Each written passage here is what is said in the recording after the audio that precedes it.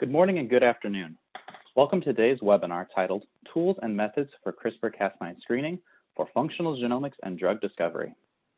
Our presenter today is Louise Baskin, Senior Product Manager for Functional Genomics at Thermo Fisher Scientific. My name is Matt Poling, also of Thermo Fisher Scientific, and I'll be your moderator for today's event. Today's educational webinar is brought to you by LabRoots and sponsored by Invitrogen by Thermo Fisher Scientific. Invitrogen offers tools and solutions for every step in the CRISPR genome editing workflow. For more information, please visit us at www.thermofisher.com/CRISPR. I would like to remind everyone that this event is interactive. We encourage you to participate by submitting as many questions as you want at any time during the presentation. To do so, simply type them in the Ask a Question box and click the Send button. A portion of these questions will be answered live by Louise following the presentation, and all questions that we don't respond to during the live session will receive a written response. You will see multiple tabs across the top of the page. Please feel free to click through our related applications, upcoming and on-demand webinars, as well as links to Invitrogen CRISPR-Cas9 web pages. Also, please notice that you can share your webinar on your personal social media. Just click the Social Sharing tab to let your friends and colleagues know about today's live event. If you have trouble seeing or hearing the presentation, click on the Support tab found at the top right of the presentation window, or report your problem by clicking on the Ask a Question box located to the far left of your screen. This presentation is educational and offers continuing education credits. Please click through the Continuing Education Credit tab located at the top right of the presentation window and follow the process to obtain your credits. I'd like to now introduce our presenter, Louise Baskin. Louise has 15 years of experience in product management, marketing, and technical sales of reagents and tools for gene modulation, encompassing RNA interference and CRISPR-Cas9. She is responsible for managing the Thermo Fisher portfolio of siRNA, custom RNA synthesis, and CRISPR guide RNA products. She received a master's degree in molecular biology and genetics from Northwestern University. And with that, Louise, I will hand it over to you.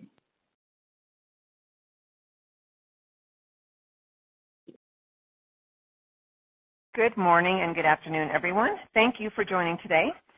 I'm sure many of you are growing tired of looking at computer screens, but hopefully you will extract some value in the time we spend today discussing tools and methods for CRISPR screening for functional genomics and drug discovery. Now, I'm sure many of you already know something about Thermo Fisher Scientific. I'm not going to spend a lot of time about who we are and what we do, but I do want to mention our company's mission statement, enabling our customers to make the world healthier, cleaner, and safer. For me, this has recently taken on a whole new meaning as we kind of navigate this COVID-19 landscape, both kind of in my own stay-at-home life as well as in appreciating my company's contributions to the pandemic response with instruments, consumables, safety supplies, and most importantly, diagnostic tests. Staying healthy, clean, and safe has really never been so important as it is now. And hopefully you're joining today because you see the potential of functional genomics as a way to make progress, towards your own mission. So what I hope to provide today is insight from, my corner of the Thermo world to help in advancing your research. I'll do a brief overview of the role of CRISPR-Cas9 for functional genomics and how it's used to carry out loss-of-function studies. I'll next review the available CRISPR reagent types with a quick overview of considerations for choosing each type, and I'll cover our guide RNA algorithm development and its validation. And then I'll spend time sharing details about our lentiviral guide RNA libraries, and then get into applications with those libraries, really showing them in action. I'll share the workflow from a pilot screen we carried out to look at pathway analysis, and I'll close with results from a kinase screen library being used for drug discovery. Using functional genomics, researchers gain an understanding of how a change in a gene's expression level, whether that's one gene or many, will give rise to changes in a cell's phenotype. For kind of foundational or basic research, the purpose might be to determine a gene's role in a particular biological pathway or process. In other settings, maybe like in a biotech or pharma, we see functional genomics being used to identify a potential druggable target. So in my talk today, I'll walk through examples of each of these types of investigations. Specific to the type of functional genomics I'm talking about are loss of function studies, where in essence we're reducing the expression of individual genes and looking for changes in the cellular phenotype. For research studies, these typically are going to rely on cell-based phenotypes to just give us kind of a slice of biological information about the role that genes play in our system of interest. The tool sets that are most commonly used for loss of function are RNA interference, or RNAi, where we can knock down expression at the mRNA level, or using CRISPR-Cas9 to completely knock out expression. Now, Thermo has excellent tools in both of these areas, but today's topic is going to be focused on CRISPR knockout.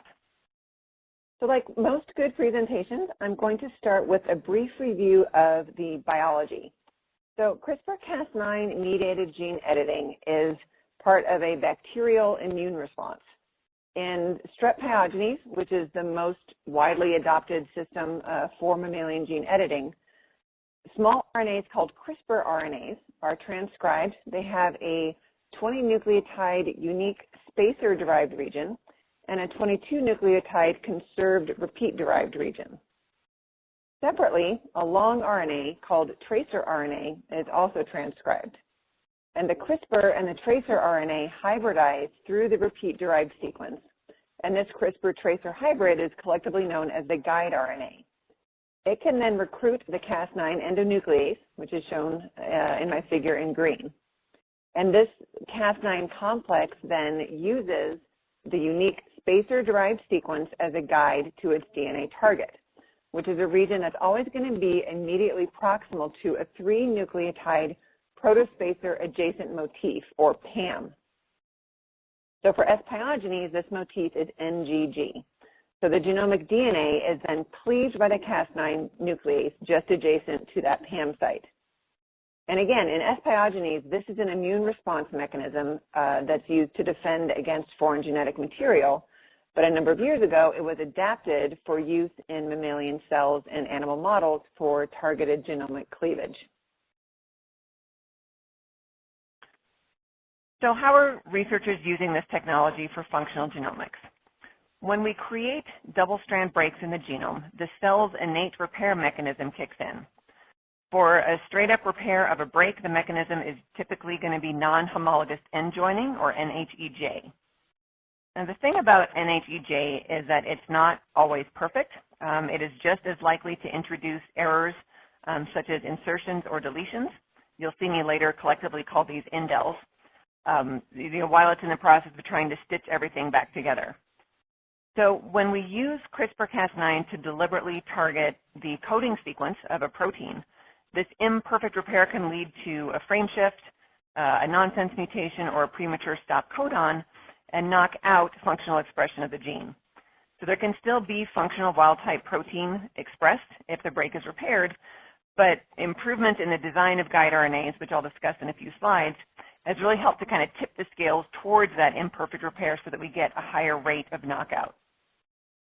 And there are a lot of other applications for genome engineering using these targeted nucleases, knock-ins, or other precise editing, but for today I'm just focusing on the application of functional knockout, so for being able to do those loss of function studies. So I want to take a minute and look closer at the two components that are needed for doing a knockout experiment with CRISPR. Again, this isn't an endogenous mechanism, so both of those components need to be introduced into our cells of interest. The Cas9 nuclease and the guide RNA, both of which need to be expressed or delivered at high efficiency to achieve robust editing. So I'm going to take a quick walk through both of these components. So first is the Cas9 nuclease, which can take many forms. I'm showing two of them here on the screen, listed with the name of the reagent as it's available from Invitrogen. The earliest days of CRISPR mostly utilized Cas9 expressed from a plasmid, but that quickly fell out of favor, mostly for reasons of efficiency. So both protein and mRNA, shown here on the screen, offer DNA-free transient expression of Cas9. So if you're engineering a cell line, you're not going to have residual Cas9 expression or any kind of genomic incorporation as you might have with a plasmid. Both of these can be easily co-transfected or co-electroporated along with a synthetic guide RNA when cells are amenable to that delivery. Cas9 protein, ours is called TrueCut Cas9 protein V2, has really emerged as the most popular format for both knockout and knock-in experiments due to the ability to complex it with a guide RNA to form kind of a ready-to-go ribonucleocomplex, or RNP, because there's no transcription or translation required. The entire complex is ready to go as soon as you deliver it. The other popular method for Cas9 expression in cells is to express it from a lentiviral vector. This gives you the benefit of enriching the transduced population because you can also co-express an antibiotic resistance marker. You also have the option of using an inducible promoter to turn on Cas9 expression at a particular time point. And then you also have the advantage of working in a wide range of cell types, even those that might be really difficult to transfect, because lentiviral transduction can generally be successful in a very wide range of cell types. So for the applications I'll talk about today, the main advantage to lentiviral Cas9 is being able to create Cas9 stably expressing cells. This approach is optimal for experimental setups like high-throughput screening that I'll be talking about today, or even any situation where a cell line of interest is going to be used over and over again for CRISPR studies. It creates a nice stable background of Cas9 expression so you can focus just on delivery of the guide RNA. The guide RNAs also come in multiple formats to support a range of workflows. Synthetic single guide RNAs, or sgRNAs, are where the CRISPR and the tracer are catenated into a single long RNA, and these are most popular with systems that can support that RNP delivery, where you complex the guide with the Cas9 protein and deliver either by transfection or electroporation. The Invitrogen TrueGuide sgRNAs incorporate 3' and 5' chemical modifications that enhance stability, and these modified guides have demonstrated higher efficiency in a number of experimental systems and cell types. Synthetic guides can also be easily transfected into Cas9 expressing cells, and again, since they're transient, they're very suitable for knockout as well as knock-in gene editing, where you don't want any residual CRISPR components left behind. As with the Cas9 nuclease, there's also a lentiviral option for expression of guide RNAs. From our company, these are known as LentiArray guides. These are delivered as high-titer lentiviral particles. Selection markers can be utilized, in ours and as well as any platform. And again, this is a way to be able to enrich the population of transduced cells. The guides can be delivered into Cas9 expressing cells or co-transduced with lentiviral Cas9 in a single delivery step. And again, you have that advantage of being able to work in cell types that are difficult to transfect due to that ability of transduction into a wide range of cells. As we developed our guide RNA product lines, we also spent a lot of time and effort on our algorithm to find the most efficient guide RNA sequences. So I'm just going to show you a very high-level overview of how we accomplished this. So first, we identified target loci where the indel formation would result in editing of all isoforms. So in most cases, this is done by targeting conserved exons, typically in the 5' end, since it has been shown that indels formed in the earlier part of the transcript are going to have a better likelihood of causing functional knockout. Next, we identify all available guide RNAs in that conserved region based on the presence of that PAM site, so the NDG motif that is required for the guide RNA recognition. And then we looked at all of the guide designs and scored them based on functionality and expected binding efficiency to Cas9. So there's a number of target sequence characteristics that contribute to this, such as sequence complexity, GC content, whether certain bases are in certain positions along the guide. There is a lot of data that demonstrates there's certain base positions that can improve efficiency. We also give preference to certain NDG motifs over others. It has been shown that some can be more active. So for those remaining guides that scored well in functionality, we then take and score them based on sequence specificity. So we had done our work to decide if we thought they'd be efficient, but now we need to make sure they're not also going to target other regions of the genome. So we analyzed potential off-target sites based on sequence matches to different regions of the genome, but there's different levels of tolerance for different types of sequence similarity. So examples of similarities that could be tolerated are shown here with green check marks. If there's multiple mismatches in the seed region, which is the portion closest to the PAM site, this is the most critical for guide RNA recognition of that genomic site. Or if that off-target site lacks the presence of a PAM, these are going to be, pretty much tolerated by our specificity scoring because they're not likely to cleave in that off-target site. But if there are perfect matches, or even just perfect matches in the seed region, shown as the examples with the red X's, these types of mismatches have shown the ability to still engage in cleavage events, and so therefore would be considered off-target. So these guides would be discarded as being too non-specific. And then out of those remaining, we choose our top 4 non-overlapping guides for everything that's designed against a certain gene, and then offer them as pre-designed guide RNA reagents.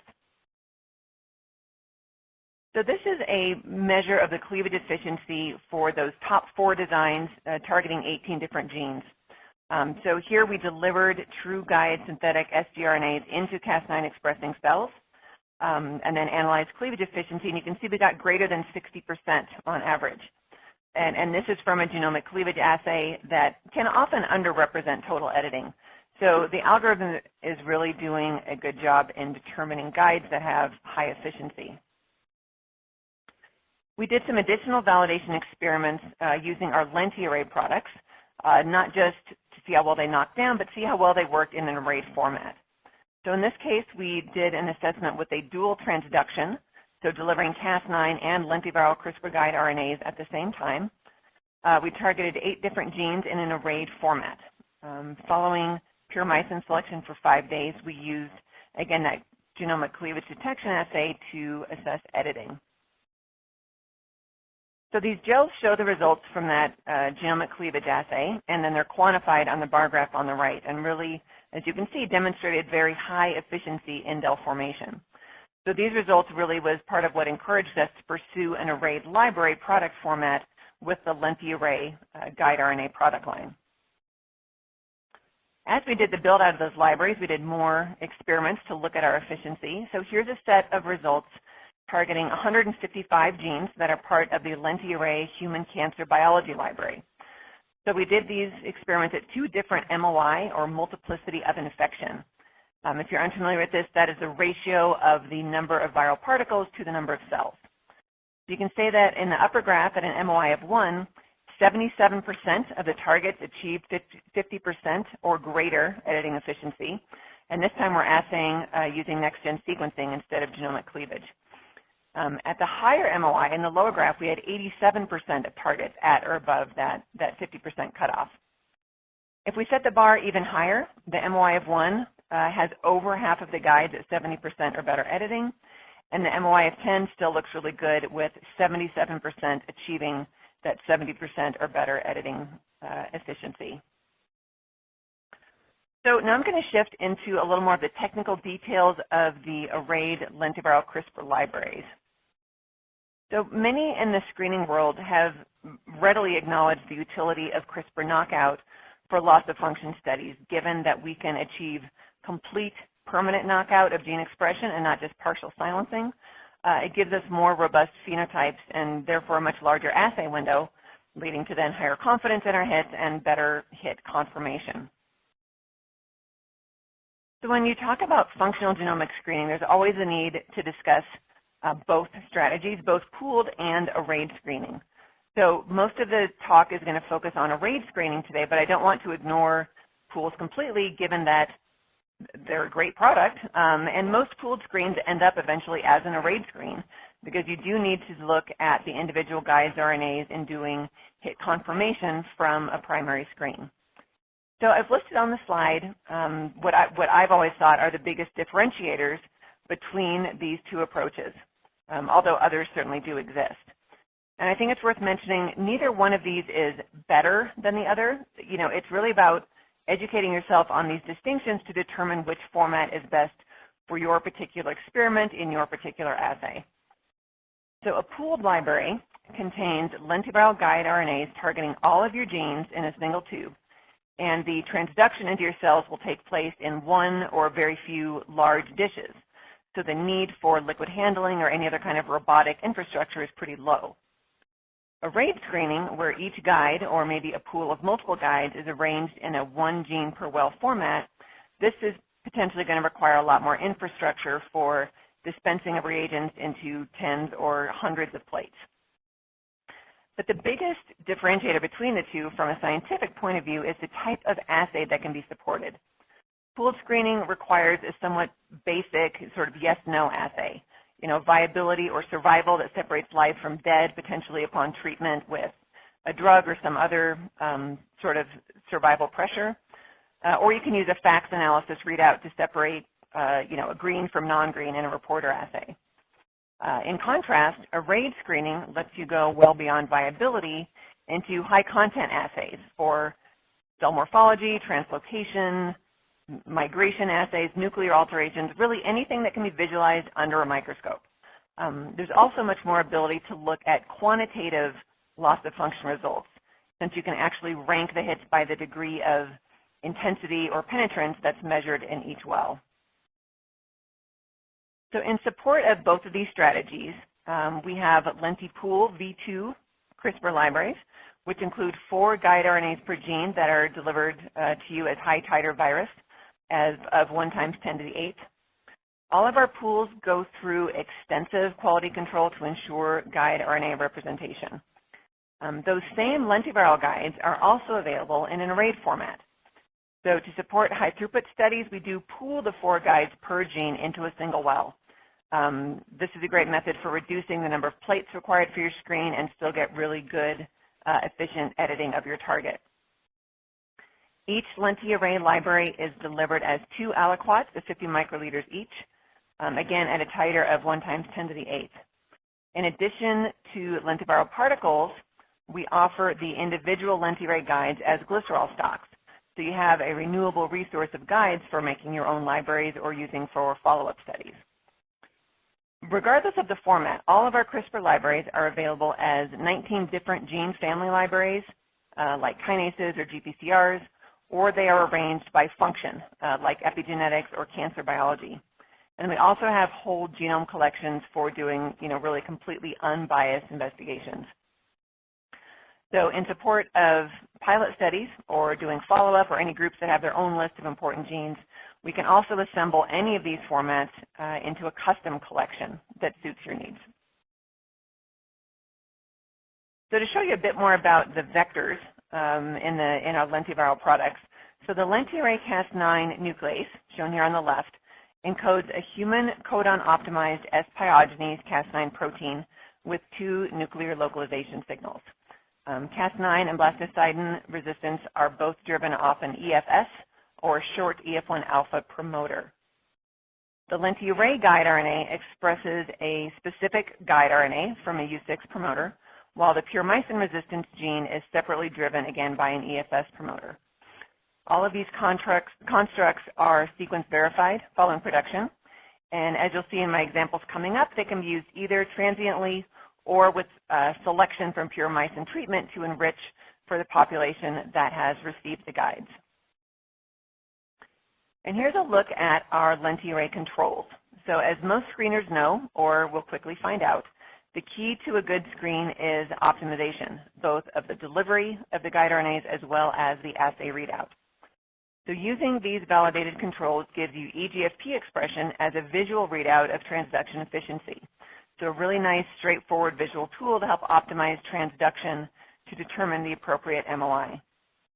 There's 2 different LentiArray controls. We have a non-targeting control, which of course should target nowhere in the genome, but provides a nice control for non-specific effects because of the transduction and then any subsequent treatments required for the phenotypic assay. For a knockout positive control, we target the HPRT gene, which can be used to estimate the overall efficiency of editing, but you can also use this gene as a knockout as a phenotypic negative control because, generally speaking, HPRT silencing or knockout will be inert in most biological pathways. You can use it as a positive control for knockout and potentially a negative control in your phenotypic assay. So now that I've touched on the technical aspects of the LentiArray guide RNAs, I'm going to go into those two different case studies that show these arrayed libraries in action. So at a high level, these are the steps I'm going to take you through our pilot study workflow. We established a Cas9 expressing cell line. We optimized our transduction and assay conditions, set up our plates and controls to run the screen, and then went through a series of steps for hit confirmation. So the data I'm showing you is from an in-house pilot study, but a much larger screen using the same assay has recently been submitted for publication by our collaborators at AstraZeneca. So first step is to generate that stable Cas9 expressing cell line. So as I said before, constitutive Cas9 expression is recommended for high throughput studies. So starting with our cells of interest, we transduced with the lentiviral Cas9 following an antibiotic kill curve. We treated with appropriate amount of blastocidin, did selection for about 3 weeks, and then carried out clonal isolation. We then expanded those cells to verify and characterize functional Cas9 expression. So in the lower left, you'll see our results with a Western blot, where those alphanumeric labels are different clonal isolates. With beta-actin as a loading control, we looked at expression of Cas9 and saw really good expression of Cas9 in all of these clones. On the right, you'll see some of those same clones analyzed now for cleavage efficiency upon treatment with the guide RNA using that positive control targeting HPRT. Now you'll notice that there is some variation in the cleavage results between the different clones, which isn't necessarily, kind of visually represented in the Western blot for the Cas9 presence. But what this does to me is it illustrates the importance of ensuring that your clonal lines are not just assessed for Cas9 expression, but also for the degree of functional efficiency you can see. So our goal in selecting a clone to expand and use for our studies is to have the best cleavage along with demonstration of similar growth rates and morphology as the parental cell line.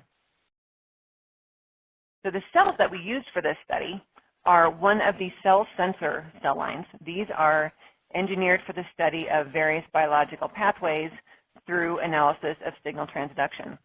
Now there are a few dozen CellSensor lines available. They're for analysis of different pathways, and they're derived from different cell types. But what they all have in common is the use of this reporter system to determine pathway activity through beta-lactamase activation.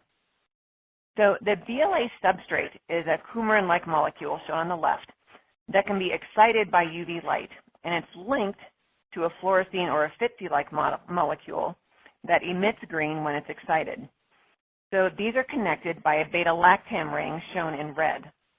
So when a pathway of interest gets activated, beta-lactamase is expressed, which cleaves that beta-lactam ring that then results in an altered fluorophore, such that when excited by UV light, it now emits blue, since the energy isn't able to be transferred to the green fluorophore. So what this all comes down to is a nice measurable method of determining the levels of beta-lactamase expression. So let's look at this assay in action. For the screen that we carried out, we're looking at NF-kappa B activation. When we treat the cells with TNF-alpha, this triggers a signal cascade for activation of NF-kappa B, which translocates into the nucleus and triggers the expression of beta-lactamase.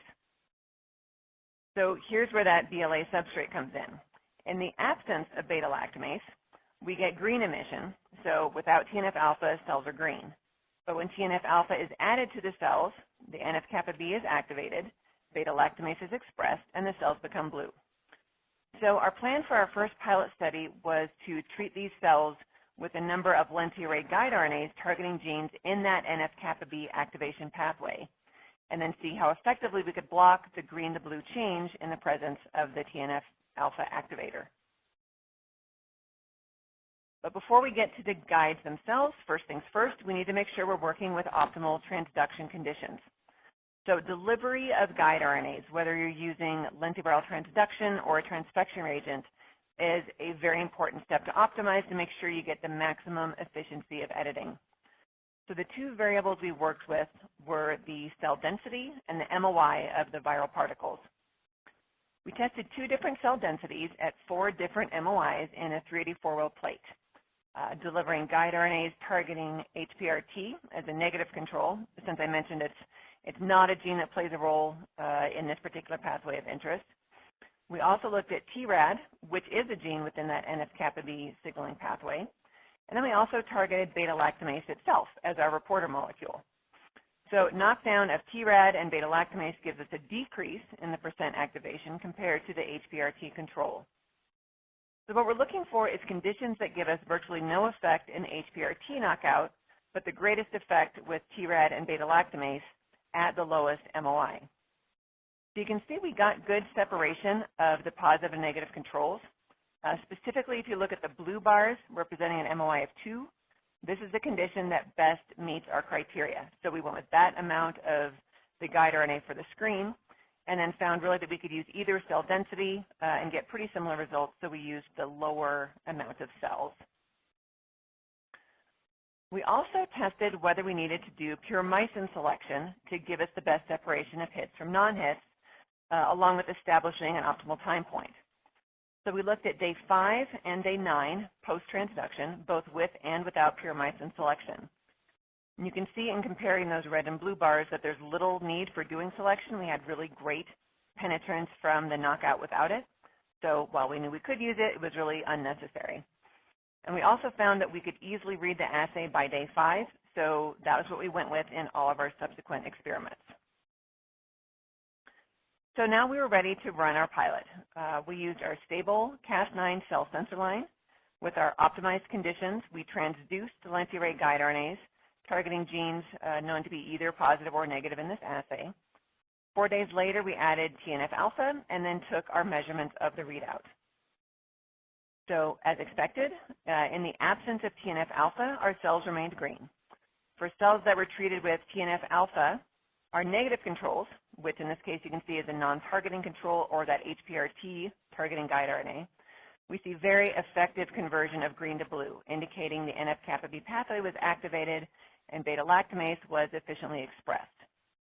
But when we looked at genes within that NF-kappa B pathway, we see that, including our positive controls of targeting beta-lactamase itself, we see really effective inhibition of the assay readout, demonstrating really, again now, efficient knockout of that target in virtually every cell. And keep in mind, this is without any antibiotic selection for enrichment of those cells.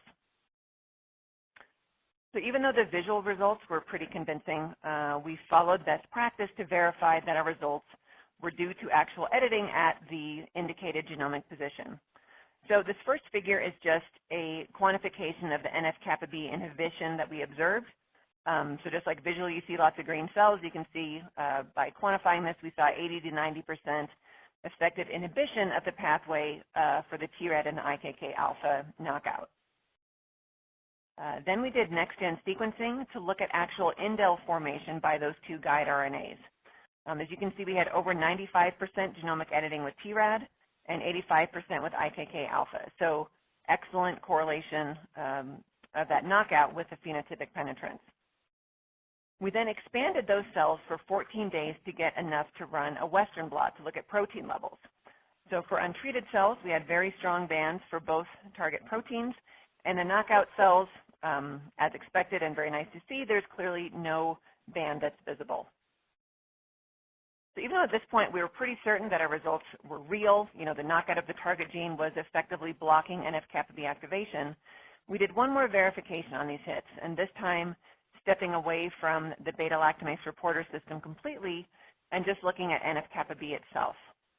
So we know that in the presence of TNF-alpha, NF-kappa B will activate and translocate to the nucleus. So in untreated cells, that's exactly what we see here. We see green cytoplasmic NF-kappa B in the upper panel, and upon treatment with TNF-alpha, it becomes nuclear in the lower panel. But in our TRAD and IKK alpha knockouts, it's very clear that this pathway is being disrupted, as shown by the lack of the green nuclear NF-kappa B in the presence of TNF-alpha in those lower panels. So this type of orthogonal verification is really essential to any kind of hit analysis following a screen. So our conclusions from this pilot study were really very encouraging. We had highly penetrant, robust phenotypes, and we were able to accomplish this without the requirement of enriching with selection markers. We had excellent efficiency of knockout as measured at the genomic level, and this knockout showed really good correlation with our cellular phenotypes. And then lastly, our strong hits were very easily verified with orthogonal assays.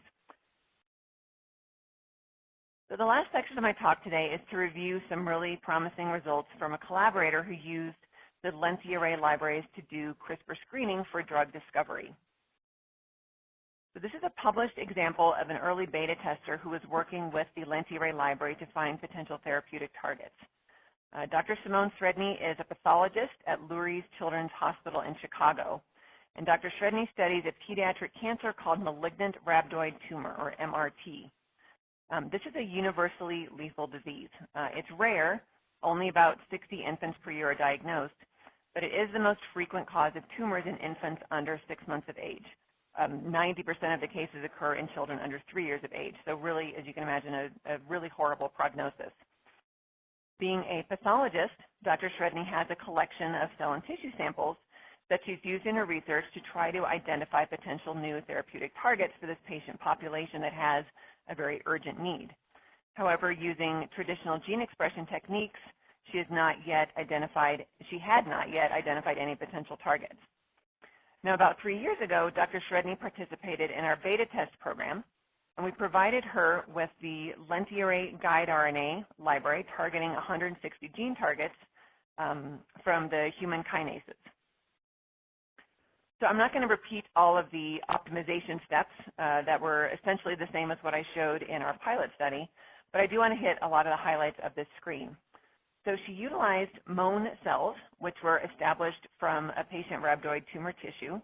The upper figure here is from the transduction optimization using GFP expressing control guide RNA. And you can see generally these cells exhibited very high transduction efficiency. Mohn cells that stably express Cas9 were generated, and in this case they worked with a stably expressing population rather than go through those steps for clonal selection and clonal characterization. These Mohn Cas9 cells were transduced in 96-cell dishes with guide RNAs targeting 160 different kinases, and then expanded under selection for 7 days. Cells were then transferred in equal numbers to 12 well plates, and the time to reach confluence was measured.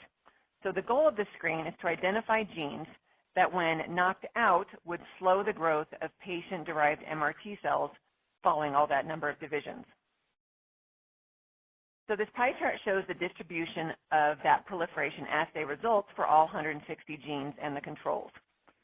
This is relevant to therapeutic development in the sense that slower growth of a tumor means more time for chemotherapy or other anti-tumor treatments to take hold. So 70% of the genes studied reached confluence in 7 to 10 days. A smaller subset took a bit longer, 11 to 12 days, but the genes of highest interest to this team were the 8 kinases that, when they were knocked out, took at least 14 days to reach confluence. PLK4, which was the top hit, took 22 days. So how important is PLK4 in these cells? This gene had not come up in any prior studies using differential expression analysis, but in normal brain tissue or non-embryonal brain tumor tissues, compared to brain tumors, there is significant difference in PLK4 expression levels, both when measured by microarray analysis, shown in the figure on the left, or by qPCR, shown on the right. This differential expression really strengthens the case for PLK4 as a relevant target in these embryonal brain tumors. Dr. Sredny then further demonstrated that knockout of PLK4 resulted in significant reduction of a marker for cell proliferation, Ki67. You can see that above in the reduction in the dark red color in the cell image, which is then quantified in the bar graph, again showing a significant difference between the Mohn Cas9 cells with and without the PLK4 guide RNA. Furthermore, knockout of PLK4 also reduced the malignant tendencies of the cells, as shown by this clonogenic assay. So cells, again, with the PLK4 knockout compared to the untreated Cas9 Mohn cells had a reduced capacity to generate colony-forming units. The team then stepped away from CRISPR-Cas9 and went on to test a compound, a specific PLK4 inhibitor, CFI 400-945, to see if the effects could be repeated. This is a very common follow-up strategy for loss of function screens using CRISPR to look for orthogonal results using siRNA or a known chemical inhibitor of your target gene. So here I'm showing you that they got very similar responses in that clonogenic assay, not just in the Mohn cells, but also in 3 other cancers. You can see the very significant impact on the ability of these cells to generate those colony-forming units when they're treated with a PLK4 inhibitor. Later that same year, Dr. Shredney pushed this work even further and published a follow-up paper to further validate these findings, this time using an animal model of MRT. So as part of this study, they created a xenograft model using nude mice and injecting patient MRT cells into their brains to establish tumors. The mice were then treated with that same PLK4 inhibitor, CFI 400-945, and it was found to reduce the size of the tumors and extend the life of those mice.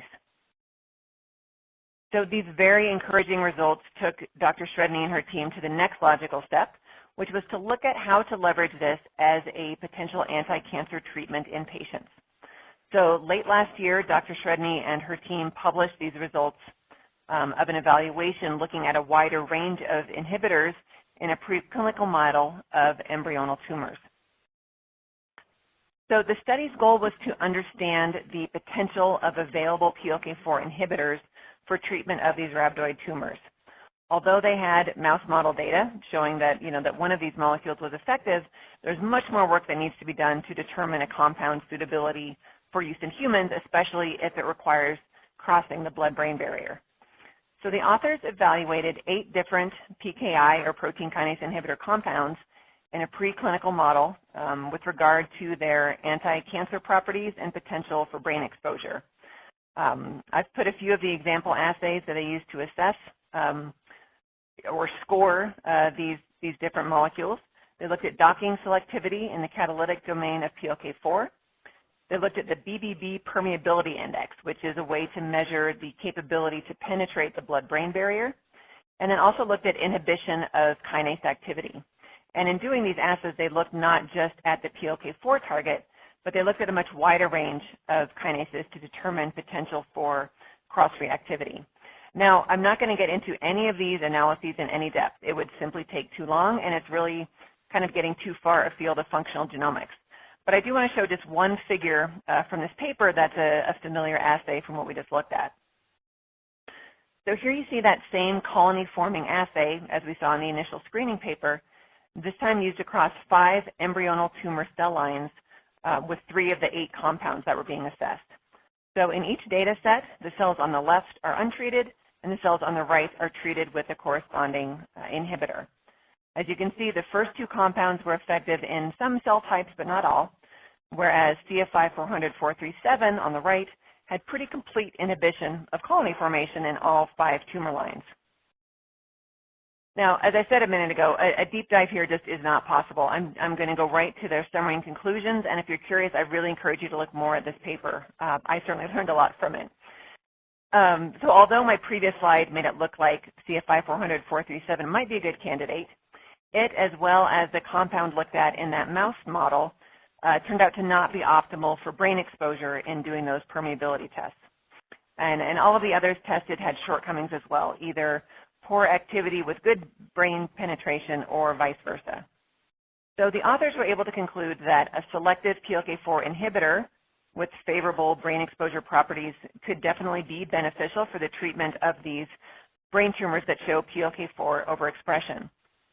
They also concluded the strong need to improve the existing inhibitors for better selectivity and brain exposure, or to develop new ones that have these desired characteristics. So in essence, they didn't find a silver bullet, but they do still believe PLK4 to be a valid target for these embryonal brain tumors. Now, just to close up on this particular story, I borrowed this slide from one of the R&D scientists in our group who presented this paper at a journal club, and I felt like it nicely captured not just the extent of the work required following target identification, it also shows the degree to which the Thermo Fisher Scientific products and services that are shown in blue we're able to play a part in these efforts that go well beyond that initial LentiArray screen. The scientists illustrated these as lanterns kind of helping to light the way along this path. And I felt like this visual kind of helped bring things full circle back to Thermo's mission of helping our customers to make the world healthier, cleaner, and safer.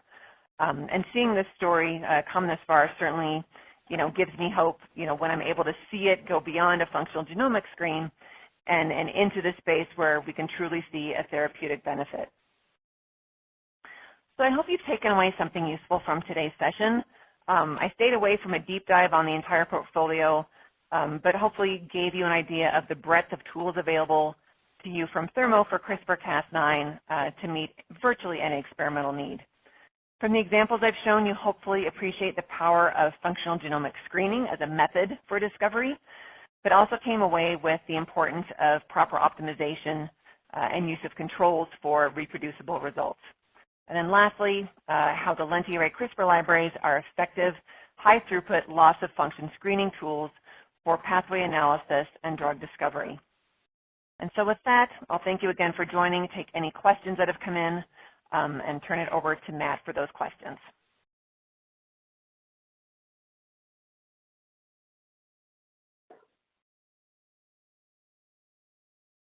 Thank you very much. That was great. We had a lot of questions come in, so we'll get right to those. If you still have a question that you'd like to ask, please do so now. Just click the Ask a Question box located on the far left side of your screen. Our first question came in kind of early in the presentation, so you might have already addressed this, but why should one use lentiviral guides instead of synthetic guides? Oh, sure. There is a slide on this, but yeah, sometimes these come in before we get to it. And it really is very often going to be a matter of which one is a better fit for your experiment, but also preference can play in that as well. So both the LentiArray and the TrueGuide synthetic guides will give good knockout, right? They're designed with the same algorithm. Synthetic guides delivered with Cas9 protein is really optimal for experiments where you want the CRISPR components to be transient in the cell, where you don't want any ongoing expression of the guide, and there's no need to do any kind of selection or enrichment of the edited cells. That transient approach is also really optimal if you're creating an engineered cell line, because you don't want any, again, you don't want that residual components in the cell. The lentiviral guides give you that additional advantage of being self-delivering. There's no transfection reagents needed. They can be used very often in cells that are otherwise resistant to transfection reagents. And then, of course, they have the use of those antibiotic resistance markers to do the enrichment. And both formats can be used in an arrayed layout for screening. So really, you just kind of need to do a checklist of your cell's characteristics, your assay requirements, and your own experimental goals to kind of determine the best option. Awesome, thank you. Why don't the LentiArray guides express GFP so that there's a visual indication of their delivery? Oh, right. Gosh, I might not have said this in the presentation. So we deliberately chose not to express GFP or any fluorophore on the guides, really due to the potential for interference in reporter assays or any other reason you might have stably expressed fluorophores in your cells. We wanted to make sure that researchers had all available channels open for their experiments. So you can imagine, if you think about that NF-kappa B assay, anything green or blue that was expressing from the guide RNA would have made it impossible to use that reporter system. We do, as I showed, have the GFP on our controls, so they can still be used like on every plate during a screen or during that optimization phase to help identify the best conditions, but there's nothing being expressed that will get in the way of the actual screen. Awesome, thank you. Next question we have here is it required to do clonal isolation when making your Cas9 expressing cell line? Yeah, and I showed examples of both doing clonal and using a population. I think it's still kind of a mixed bag in terms of opinions and results of using kind of that parental or mixed cell line versus doing clonal isolation. So one school of thought is that expression is more consistent and can be monitored more easily when you're working with a clonal line. So once you've characterized it, you can very easily monitor changes. But on the flip side, a mixed population kind of gives you the advantage of no single incorporation event being the same in every cell. So any possible bias from disruption in the genome is going to be diluted out. I've also heard that not all cell types are amenable to kind of the isolation and the steps required for doing clonal cell lines. So obviously you need to do what keeps your cells happy, and if that means keeping them kind of in a heterogeneous mix, then you do. Honestly, I've seen publications and excellent results with both. So I think it matters kind of how much you want to utilize that Cas9 version of your cells over time, and kind of your comfort level with potentially heterogeneous levels of Cas9 expression from cell to cell. Awesome. Next question we had here is, what kind of stability data do we have on the lentiviral guides? We have data showing out to 3 years so far with no loss in titer. This, of course, is using all the recommended storage conditions of keeping them at -80. We haven't gone further out than that yet time-wise, really because the product isn't old enough. As with any lentiviral particles, the biggest risk to stability or really maintaining that functional titer is avoiding freeze thaws. So for instance, with the libraries that we deliver, we do that in 2 aliquots of 50 microliters. And the recommendation is to make daughter plates immediately upon arrival, so that you only need to take them out of the freezer when it's time to do your screen, and the others can stay happy and frozen. Awesome, thank you. Next question here. Oops, that just clicked away for a second. You said that people will use siRNA as a follow-up for the screening results. Could you elaborate on this a little bit more? Are siRNAs the best tool for this particular follow-up? Yeah, and in some ways it's not about best. It's about if you have a knockout result that you have reason to believe results in an interesting phenotype, it's nice to step away from kind of that CRISPR-Cas9 system and say, are there other ways I can induce a loss of function in these cells to verify these results and make sure it's not, some element of CRISPR somehow, that might be causing it. So siRNA is a kind of tried and true way of knocking down gene expression, at the mRNA level. So by moving from CRISPR-Cas9 to siRNA, you now are working at the mRNA level instead of at the genome level. You're stepping away from anything involving a nuclease. So you can have kind of an orthogonal loss of function system. So if the siRNA result agrees with your CRISPR knockout result, you can feel pretty confident that the result you're seeing, the phenotype you're seeing is because you have reduced that gene's expression. But with that being said, it is entirely possible as well that those results might not agree. Now, that does not mean that it's not a real result. It might mean that the phenotype you saw, for instance, required complete knockout, whereas we know that RNAi leaves some residual level of expression, and maybe that wasn't enough to push towards your phenotype. So that doesn't mean the hit isn't real. It just might mean that siRNA wasn't the right tool for that particular validation. But when they do agree, it's a pretty good data point to have to show that different ways of loss of function still give you the same phenotype. Thank you. Next question we had here was, what about getting individual guides into the well?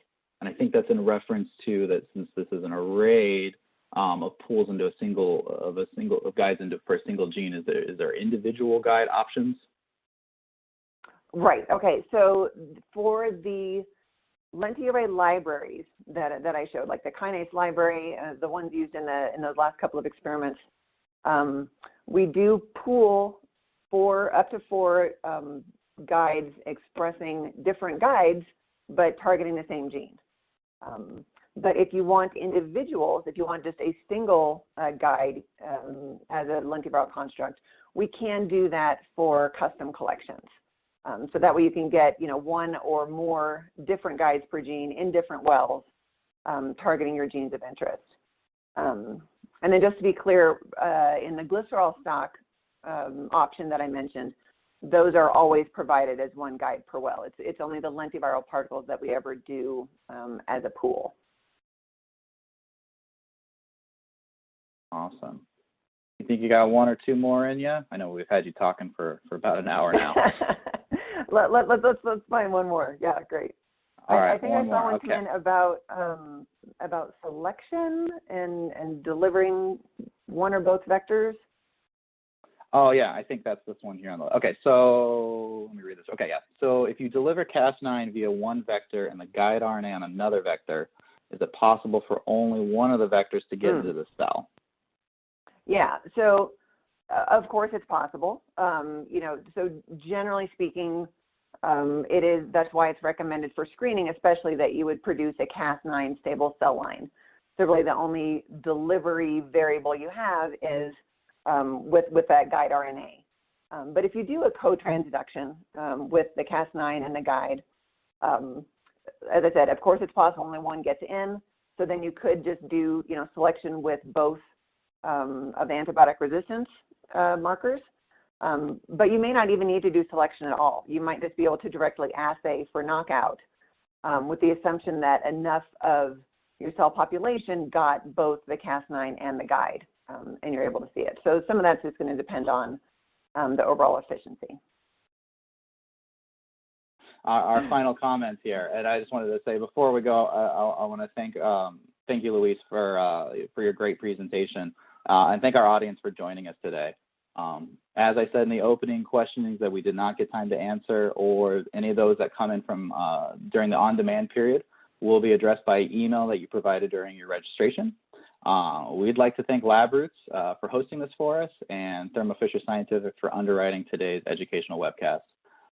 This can be viewed on demand in the future. LabRoots will alert you by email when this is available for replay, and we encourage you to share that with your colleagues who have missed today's live event. And with that, I want to thank you all for joining and hope you guys have a great rest of your day.